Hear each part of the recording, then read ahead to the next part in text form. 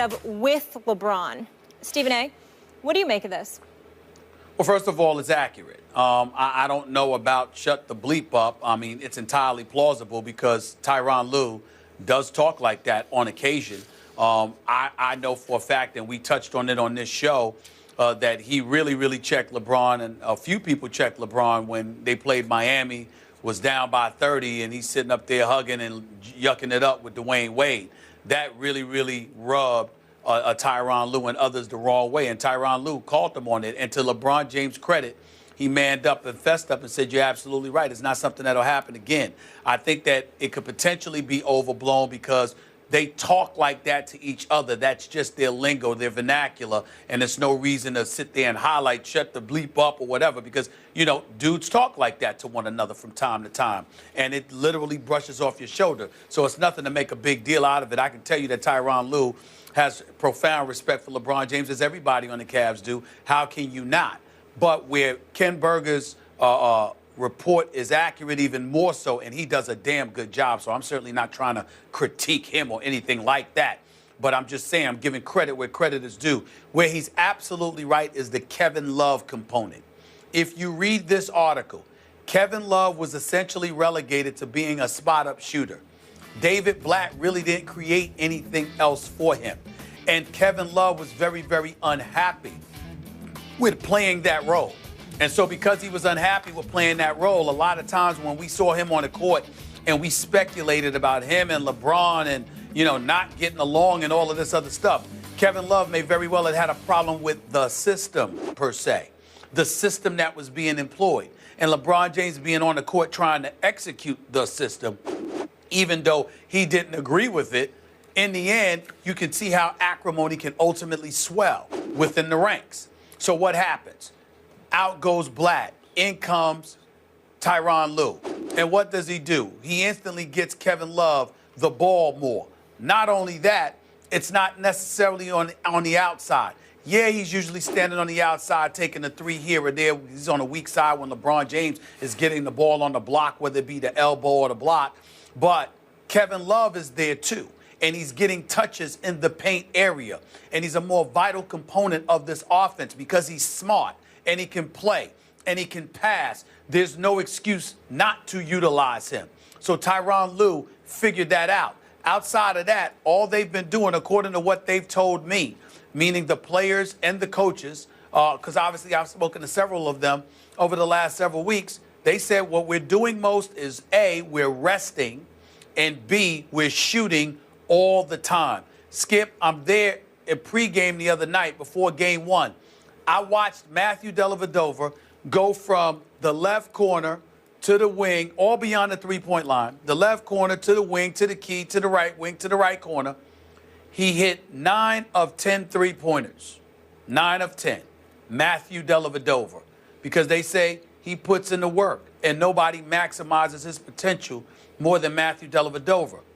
And that seems to be something in combination with a LeBron James, who's a workout warrior, who is fixated on his conditioning, who constantly stays on guys to keep themselves in tip-top shape and be disciplined enough to do whatever it takes.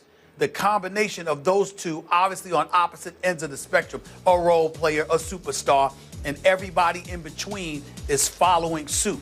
That's what's going on here. It has a lot to do with Tyronn Lue, make no mistake about it, because the players respect him and his vision for what he wants to do.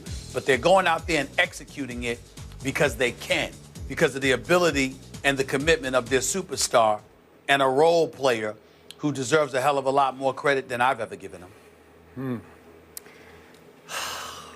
I'm going to tell you how highly I regard what I read in Ken Berger's story. We all know Steve Kerr was voted Coach of the Year for the regular season. Maybe it was some sympathy vote because he went through a horrible back issue that almost threatened his career at some point. We know that a lot of people made a case for Terry Stotts being the regular season Coach of the Year. I'm here to tell you, I think Tyronn Lue is making a late charge for Coach of the whole year. I'm talking about regular season and postseason. Tyronn Lue is showing me things that are shockingly good to great. And this is yet another example of that. So, Stephen A., if I do a step back here, and please respond to this, I look at LeBron, the totality of LeBron's career. I thought the best thing that happened to LeBron at age 26 was when he took his talents to South Beach and joined forces, not so much with Bosh, but with his best friend, best buddy, Dwayne Wade. I thought Dwayne was the best thing that could have ever happened to LeBron at age 26. He showed him the ropes. He showed him how you win basketball games at the highest level. He taught LeBron how to win a ring and then a second ring. And he was instrumental in just giving LeBron the peace and the comfort of knowing Dwayne's got his back. Dwayne's right there with him in the locker room, in the huddle, on the court.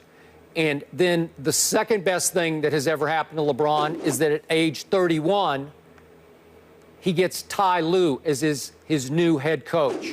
And I think it's changing LeBron's later career professional life to have a guy that he already obviously respected. I kept telling you last year during the finals, and it seemed to happen almost on a nightly basis, and it made me laugh. But I kept saying, I've never seen anything like this. LeBron James would just ignore David Blatt. During the finals, he would put himself in the game or take himself out of the game without notice, like, I think I'm gonna rest now, so I'm gonna go to the bench. And then David Blatt, we've seen him send in a sub. Nah, you get back. We want to keep the same five on the floor for this inbounds play. Never seen anything like that before. So LeBron was the unofficial head coach of the team, and you know and I know it's tough to make that work because there are going to be some resentments on other players like, are we just chopped liver or what's going on here?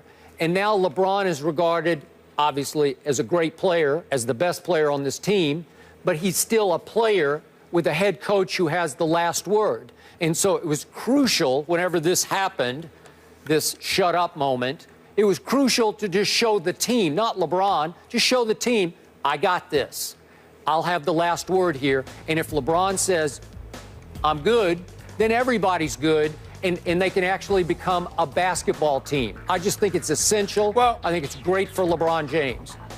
All I'm saying is let's not act like something happened where, Tyronn Lue was just disrespectful to LeBron James.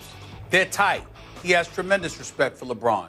Not to mention the fact that before any kind of conversation, whether it's him talking to LeBron about Miami or whether the whole situation with the huddle took place, before any of that happened, when Tyronn Lue first took the job, Skip, you saw my interview with him when he first got the job. He said one of the first things I did was have a talk with LeBron.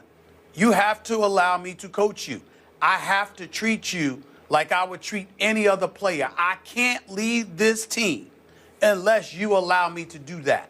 And LeBron James said, absolutely, no problem with it whatsoever. And so we have to look at it from that perspective and understand that we can't come across as saying like Tyronn Lue, yeah, he's running the show, but the hell with LeBron. He has LeBron's support. Because I don't care who you are as a coach. If you don't have the support of your superstar, you're not going to last. And you're not going to be that effective. Just look around. Look around. Think about history. You've covered this game for a long time, Skip, as you so eloquently state on a periodic basis. You've covered this game. Pick the star you want. Pick Magic in L.A. Pick Jordan in Chicago, pre-Phil Jackson. Pick AI in Philadelphia. Pick anybody you want. If you do not have the support of the star, you will not succeed. You will be fired. Tyronn Lue, that's right. Tyronn Lue is succeeding because LeBron supports him. So let's make sure we keep that in mind. Obviously, if a brand new coach had come in with little to no relationship with LeBron and had pulled that stunt in a huddle, shut up. It's over, man. You have burned the bridge because you would humiliate LeBron in front of the rest of the players. Clearly, he was an assistant. I'm not saying that LeBron demanded that he be elevated into head coach, but clearly he was LeBron's guy. That LeBron blessed that choice. And so they Absolutely. So they had rapport, they had a connection. They might have even had a discussion that Ty Lue says, hey, at some point in front of the team, I'm going to have to make it clear that I'm in charge. And LeBron clearly went along with it because they are functioning right now at the highest level. Well, I'm saying it wasn't at any point. It was from the very beginning. Yeah. The moment he took over, they had that conversation. Yeah. And that was firmly established.